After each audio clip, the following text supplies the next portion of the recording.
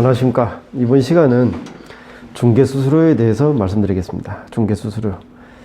중개 의뢰를 하고 거기에 성사가 되면 계약서를 쓰고 나중에 일이 끝나서도 중개수수료를 청구를 하고 아니면 계약서만 쓰더라도 중개수수료를 청구할 수 있으니까 청구를 합니다.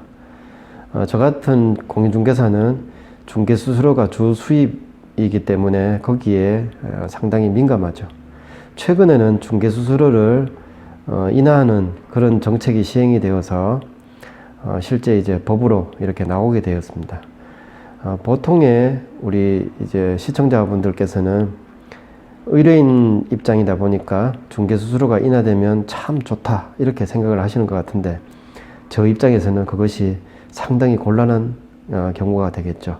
하지만 그렇게 이제 법이 시행이 되니까 어쩔 수 없이 따라야만 되는 입장이 됩니다. 이 중개수수료에 대해서 제가 아는 만큼 오늘 한번 설명을 드리겠습니다. 일단 이 중개라는 일이 양쪽을 연결을 시키고 거기에 재반의 여러 가지 사항을 중간에서 조율을 하고 처리를 하는 입장입니다. 제가 일을 하다 보면 임대차 계약도 있고 매매 계약도 있는데 거기에 항상 금전적인 변화가 찾아옵니다.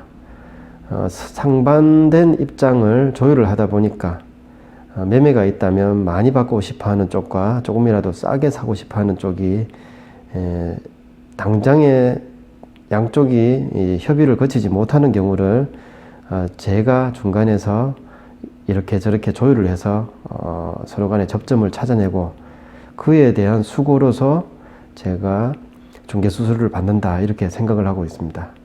실제 일을 해보면 매매가에 있어 가지고는 그 중개수수료보다는 더 큰 금액이 매매가에서 움직이게 되어 있습니다. 조율을 통해서. 그렇다 보니까 어느 정도 만약에 1억짜리 물건을 중개를 한다 그러면 적어도 1, 200 정도는 움직이게 되겠습니다. 그래서 중개수수료는 그 정도 금액이 적당하다고 봅니다. 그런데 10억, 20억짜리가 되면 더 큰 금액이 움직이게 되죠. 1000만원, 2000만원 정도는 움직이게 되는데 그러다 보니까 거기에 요율 몇 프로 해가지고 중개수수료가 책정이 된 것 같습니다. 10억, 20억짜리를 하면서 거기에 뭐 몇백만원, 100만원, 200만원을 받는다고 해도 그것이 큰 금액이 될 수는 있겠지만 어떻게 보면 중간에서 조율을 했는 그 금액보다는 상당히 적은 금액이 되다 보니까 양쪽의 상황을 알고 있는 중개하는 입장에서는 그 금액에 대해서 불만이 생길 수가 있겠습니다. 그래서 어떻게 보면 한쪽으로 입장을 몰아서 중립의 입장을 거치지 않는 경우가 생길 수도 있겠죠. 그래서 중개수수료가 매매 금액이나 임차료에 대해서 너무 적다면 그에 대한 부작용은 분명히 생기게 될 것 같습니다. 그것이 적당하게 조율이 되어 왔는 것이 중개수수료율이 될 것 같습니다. 제 경험으로는 그렇습니다. 그리고 중개수수료를 이제 양쪽으로 수수료를 하는 것에 대해서도 조금 이렇게 의문을 가지는 분들이 있는데 제가 이제 실무에서 이렇게 단연간 업무를 해보니까 양쪽의 수수료를 받는 것은 어떻게 보면 조금 불합리한 경우도 있습니다.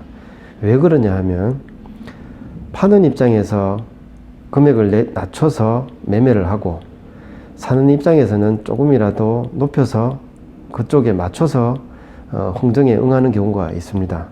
그랬을 경우에 결국은 마지막에 중개수수료가 얼마가 되면 좋겠는가 이렇게 얘기가 되는 경우도 있는데 낮추고 높였는 금액에 버금가는 중개수수료가 딱 남게 되어 있습니다. 그래서 중개를 하는 입장에서는 오히려 세를 놓는 임대인이나 아니면 물건을 파는 매도인만 중개수수료를 준다면 훨씬 거래가 원활하겠구나 이런 생각을 해볼 때가 있습니다. 외국의 경우에는 한쪽에서만 수수료를 받고 그리고 요율은 더 높다고 하니까 그런 경우가 될 것 같습니다. 그렇게 되었을 때 거래 성사가 더 쉬운데 우리나라는 오히려 양쪽에서 받고 그 합쳤는 요율이 한쪽에서 받는 외국의 한쪽에서 받는 요율보다 낮기 때문에 중개를 하는 입장이나 거래 성사, 거래 당사자도 조금 힘들어지는 경우가 있는 것 같습니다.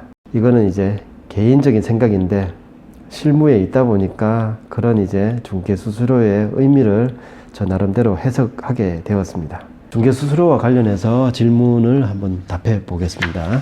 우선 계약이 파기되어도 중개수수료를 내야 됩니까? 이렇게 물어오셨는데, 계약 파기에 대한 책임이 중개사에 있다면 모르겠지만 그것이 아니라면 계약이 중도에 파기되어도 중개수수료는 물도록 되어 있습니다.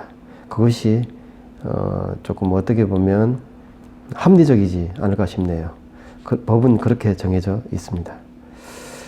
그런데 이제 그렇게 되었을 경우에 매매나 임대차가 원활하게 진행이 안 되었기 때문에 규정되어 있는 아니면 약정이 되어 있는 수수료를 잘 주려고 그러지 않는 경우가 많습니다. 그런 것을 조율하는 것도 상당히 실무에 있는 저 같은 중개사는 힘든 경우가 많았습니다.